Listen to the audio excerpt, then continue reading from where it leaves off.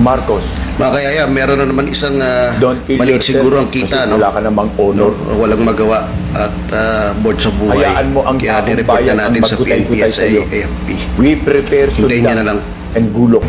Lahat kami ay pipila para tagain ka, tagtarin ka. Mismong nakatingin ang buong Marcos family sa aming gagawin sa iyo. You will be killed in bolo, not in a rifle na gagamitin sa iba pang mga magnanakaw. Gulok. So anyway, bago natin tuloy-tuloy yan, ayan. Papatayin daw po si PBBM, gugutay-gutayin yung katawan. Yung anong tawag doon? Yung parang samurai, parang gugutay-gutayin yung katawan niya, ganun. Basta papatayin mga pre. Sobra naman yung tapang ng matandang kulangot na to. Diba? Sobra naman. Higop nga lang tayo ng kape. Wait lang. Nakakatakot, mukhang may susunod na naman po. May makukulong na naman. Ito, sure ball po ito, sure ball. Automatic. Kung hindi po PNP magsusundo nito, sigurado NBI po. Susunduin po yan ng NBI, itong hinayupak na to. Talagang makakatikim po yan ng ang tawag yan, hambalos, no? Ay baka mamaya pag hinuli ito ng NBI or di kaya PNP magmakaawa. Dala lang po yun ng galit ko. Galit lang ako sa admin, lahat naman tayo may karapatang magsalita. Freedom of speech. Aba, ang tanong po dito, freedom of speech pa po ba yung tawag dyan? Hindi na po, nagbabanta ka na sa buhay ng Pangulo at sinabi mo papatayin mo talaga. Gugutay-gutayin. Alam mo, matanda ka. Tayo na lang kaya? Tayong dalawa na lang kaya? Babawian ka talaga ng buhay sa akin. Muslim daw po ito. Pareho naman kaming Muslim eh. Gusto mo, tanggalan ko pa ng ulo yan eh. Patas lang. One on one. Gusto mo mag-away pa tayo sa loob ng ramp? Pukin ang ina mo kang matanda ka? Presidente ng Pilipinas? Binabastos mo? Pinagbabantaan mo? Putang ina mo? Putang ina ng pamilya mo. Dapat ikaw ang bugbugin sa harapan ng pamilya mo, pukin ang ina mo ka. Hindi po, seryoso pong bantay ko eh. Ito po, hindi po ito, si Busyayan po yan. Yung nagbibigay din ng reaksyon sa matandang ito. Okay? Ito po yung kalaban natin dito. Napakakupal mga pre. Anyway, bago tayo magtuloy-tuloy dyan, magbigay ng reaksyon. Ayan, kung bago pa lang dito sa ating YouTube channel, ayan huwag niyong kalimutang mag-like, share, subscribe para naman po mag-updated kayo sa lahat ng mga uploads natin. At syempre mga pre, may TikTok, may Facebook tayo. Sana po inyong suportahan. Sa mga bagong subscribers, maraming salamat po sa inyo. Pero bago po yan mga pre, unahin po muna natin ito. And bigyan po muna natin ito ng reaction, itong magandang ginagawa po ng ating Pangulong Bongbong Marcos. Ayan.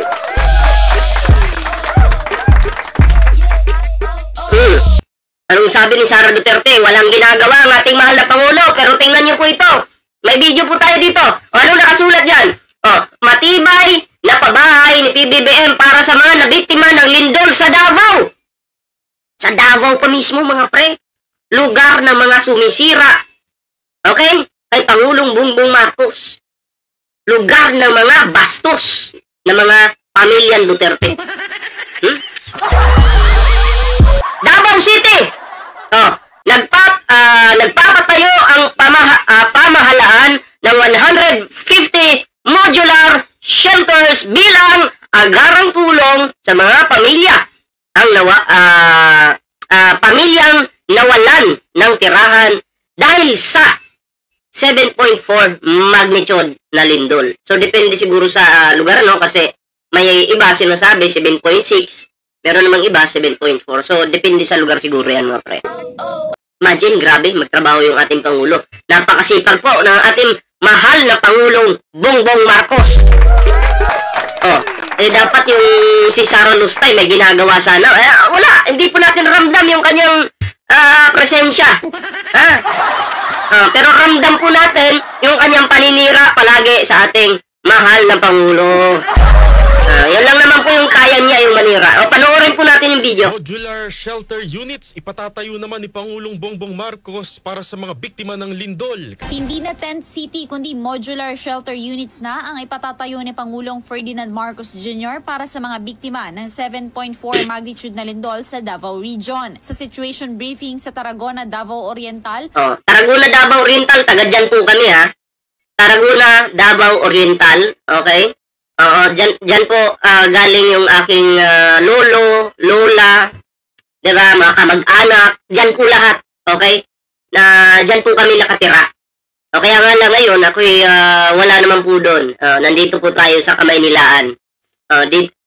Siyempre, nakapag-asawa tayo dito ng masungit, pero mapagmahal.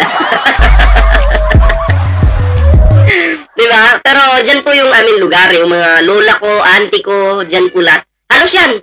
Straight yan, kamag-anak ko po lahat yan dyan. Bihira lang yung dyan. Hindi. Kasi dyan po is Muslim community po yan. Ha? Muslim community. Okay? So, yun, tuloy natin mga pre. Sinabi ng Pangulo na layo nitong masiguro ang komportable at ligtas na tirahan para sa mga pamilyang nawalan ng bahay. Ayon sa Pangulo, nasa 150 na modular shelter units ang ipatatayo sa lugar. Ipinunto ng Pangulo na noong tumama ang 6.9 magnitude na lindol sa Cebu, tent city ang ginamit ng pamahalaan, pero ngayon mas maayos, mas matibay at pangmatagalang modular shelters ang ipatatayo. Ayos. Kita niyo yun? Yan ba yung walang ginagawa? Sabi ni Sarah, wala daw ginagawa yung ating Pangulo. Hindi daw nagtatrabaho. Anong tawag doon? Alam mo, Sarah, tigil-tigilan mo na yung pagiging bangag mo. Bangag na bangag ka na eh. Binabaliktad mo yung Pangulo eh. Imbis na may ginagawa, sasabihin mo wala. Bakit? Inggit ka kasi. Hindi mo kasi kaya yung tinatrabaho ng Pangulo. Diba? Kaya ang gawin mo, manghila na ng pababa. Kapal na mukha mo. Ito, isunod natin to. Tuloy ang malasakit, 150 modular shelters ipinatayo ni PBBM sa Davao. Davao Oriental. Ayan na. Inatasan ni Pangulong Marcos Jr. ang DHSUD na tiyaking mabilis at maayos ang konstruksyon ng mga bagong tirahan para sa mga evacuees. Ito. Iisa lang naman po ito, pero iisang topic lang, pero magkakaiba po ng video. Panoorin po natin. Ngayong buntag, Anthony at Jerry, pinakilos na ni Department of Housing. May music kasi, baka maka-copyright tayo. Okay? Check natin to. Baka maka-copyright tayo eh. Morning Gladys, may tukoy na lugar na ba na pagtatayuan ng mga modular box houses bilang temporary shelter ng mga displaced family sa Davao Oriental dahil sa lindol? Gladys? Amigo, kahapon ay nakausap natin ang alkalde ng munisipalidad ng Tarragona. So, yun Tarragona po talaga ang pinuntahan ng Pangulo. Tarragona, Davao Oriental. At pinaplano nilang itayo itong mga... Ayan ang daming sumusuporta sa Pangulo. Ayan siksikan mga tao. Tapos sasabihin nila, maka Duterte daw lahat dyan. Hindi po ako naniniwala. Hindi po ako naniniwala dyan. Kasi, hindi naman pwedeng sabihin mo, Duterte, lahat lang nandyan. Hindi po. Noon pa man, wala pang Duterte. Marami na pong sumusuporta sa mga Marcos dyan. Diba? So, yung sinasabi nila na Duterte lang dyan, hindi po fake news po yan. Ano lang ba yung Duterte? Bago lang po yung Duterte, yung pangalang Duterte, bago lang. Diba? Kumbaga, parang bagong tubong, kabuti pa lang yan. So, yun lang. Magaling yung ginawa ng ating Pangulo. Talagang, kung saan yung lindol, nandun po agad yung ating Pangulo. At yung mga kupal na mga DDS na Bisaya, na nagbanta kay PBBM, na bubugbugin daw pag pumunta Mindanao, ayan na, nakapunta na nga eh. Pati nyo nabugbog, subukan yung bugbugin. Patay kang puki ng ina mo ka. Kala mo ganun lang kadali yung mga pinagsasabi mo, utang ina mo. Ang kapal na mukha talaga. Ay nako. Anyway, yun na nga mga pre, no? Ito na at bigyan naman natin ito ng reaksyon, itong nagbanta, okay? Kay Pangulong Bongbong Marcos na papatayin daw niya si PBBM. Gugutay-gutayin daw po yung katawan. Panoorin po natin. Ito matandang ito Ito po yung nagbanta. Okay. Marcos. Makayaya, meron na naman isang maliit siguro ang kita, no? Wala ka namang honor. No, walang magawa. Ayan wala daw honor si PBBM. Okay? Isang pasikat na board sa buhay. Maliit ba ang kita? Nagpapapansin siguro ito sa kampo ni Sara Duterte. Sa Duterte tuloy. Duterte. Para ma-hire. Sabi nga dito maliit daw kita So, tuloy natin. At board sa buhay. Hayaan mo ang kaya taong nireport bayan na ang natin sa maggutay-gutay PNPSA. sa'yo. Hayaan mo ang taong bayan ang maggutay-gutay sa'yo. Teka, isa kami sa taong bayan. Papayag ba kami na maging kriminal kami nang dahil sa puki ng ina mong plano na yan? Dapat sinabi mo, hayaan mo ang mga DDS na maggutay-gutay sa'yo kasi mga utak kriminal kayo, putang ina nyo. Putang ina mo ka, matanda ka. Huwag lang tayo magkasalubong. Pag nagkasalubong tayo, mamamatay ka talaga, putang ina mo. Mamamatay ka talaga, total matanda ka na naman. Putang ina mo, patay ka talaga. Ako na nagbabanta sa'yo, pinagbabantaan kitang putang ina mo ka. Presidente.